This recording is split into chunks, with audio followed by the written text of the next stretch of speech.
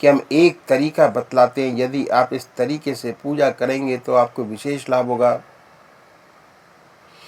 और ऐसा तरीका बताया सर्वसम्मत, जिसे हर कोई अपना सके, किसी भी महजब का मानने वाला हो, किसी भी धर्म का अनुयायी हो, और अपने धर्म के मत पर चलते हुए कर सके।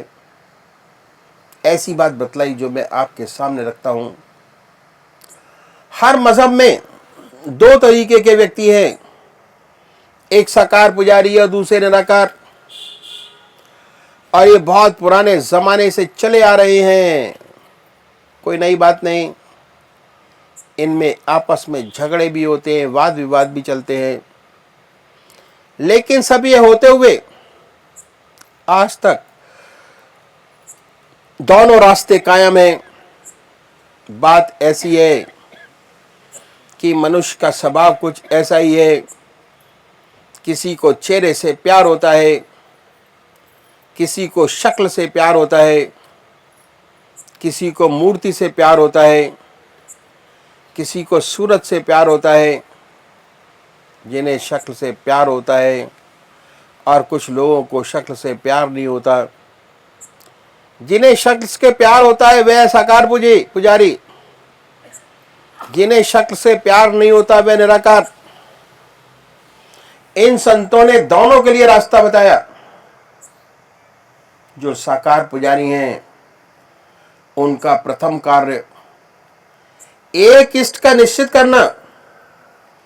अपनी आत्मा से पूछिए कि भगवान की कौन सी मूर्ति आपको सबसे ज्यादा प्यारी लगती है, जिसमें भगवान की सबसे ऊंची भावना डाल सकते हो, उसे अपनाइए, उसे अपना इष्ट माने, उसी की पूजा करें, उसी का ध्यान करें, उसी को याद करें, उसको कभी बदले नहीं। ऐसा नहीं कि कभी आप राम की पूजा करें, कभी कृष्ण की, कभी माँ की। अगर रोज रोज बदलेंगे इसका विशेष लाभ नहीं होगा। दरअसल में पूजा का जो मकसद है वो है चित्त की एकाग्रता प्राप्त करना। उससे ऊपर उठे तो मैं ये कहूँगा कि चित्त की वृत्तियों का निरोध प्राप्त करना। ऐसी हालत कि जिसमें विचार शून्यता आ जाए, वो जब ही हो सकता है जब आपका एक इष्ट हो। पूजा करें कैसे? सबसे बड़ी बात, कुशा या कंबल का आसन, धूप बत्ती अगरबत्ती जलाएं, साफ सुथरी चादर बिछाएं, रात्रि के वस्त्र बदल कर बैठे। अगर स्नान नहीं कर सकते कोई बात नहीं, मुंह हाथ धोकर सुख आसन से बैठे। फिर कल्पना करें कि आपका इष्ट सहशरीर आपके सामने विद्यमान है। कोई भक्ति भरा भजन गाइए तो क्या होगा, आपके वहरमुखी विचारों की दुनिया से हटकर मन ईश्वर की तरफ लग जाएगा। इसके बाद जब ध्यान करेंगे तो ध्यान लगेगा। पहले बाहर देखिए, जब बाहर की तरफ आपके परमात्मा की पवित्र मूर्ति आपके सामने बन जाए, ऐसा शरीर, उस को हृदय में उतारिए, बड़े प्यार से बैठाएं, इतने प्यार से कि ना कोई दूसरा विचार रह जाए, ना ख्याल।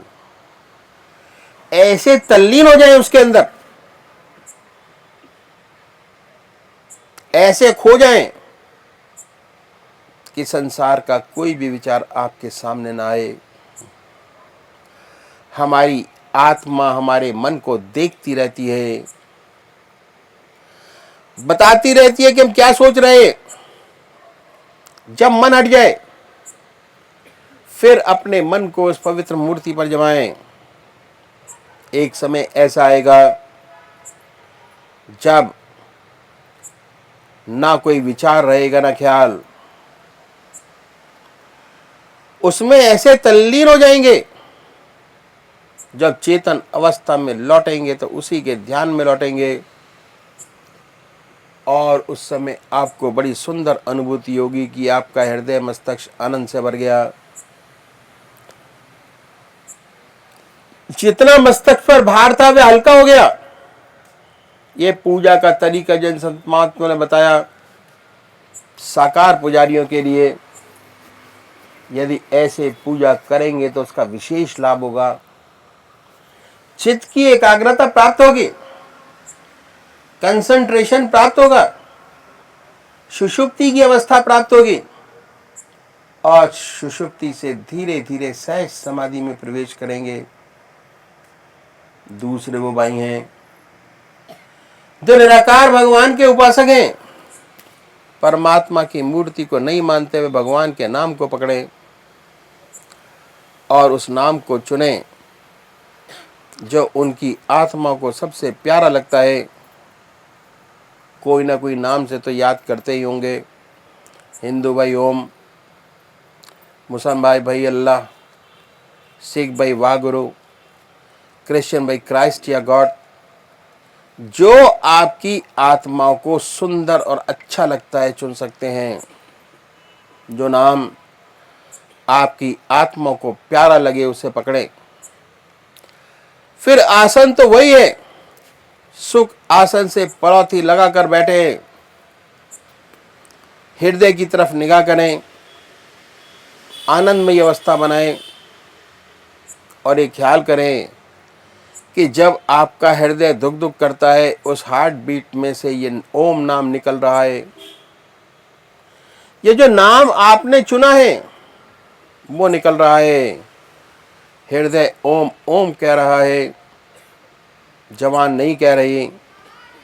शुरू में दिक्कत होती है, तब आप मानसिक जाप कर सकते हैं। ओम, बड़े प्यार से ओम ओम।